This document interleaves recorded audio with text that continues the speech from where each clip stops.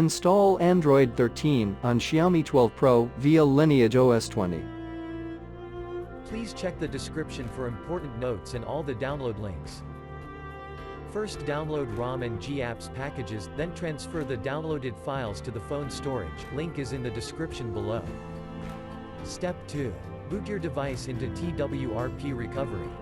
Once in TWRP, click on Wipe, Advanced Wipe, and select the check boxes, as shown in the image, excluding internal storage. Step 4. Swipe the button to wipe the device. Step 5. Go back to the recovery main screen, and tap on the Install button. Step 6. Navigate to the storage, and select the ROM zip file. Step 7. Finally, swipe the button on the screen to install ROM file. Step 8. Flash the GApps zip package, in the same manner. Step 9. After GApps flashing completes, select Wipe Cache and Dalvik from bottom left side of screen, and swipe to wipe. Step 10. When the flashing process is complete, hit Reboot System. That's it, you have successfully installed the ROM on your device.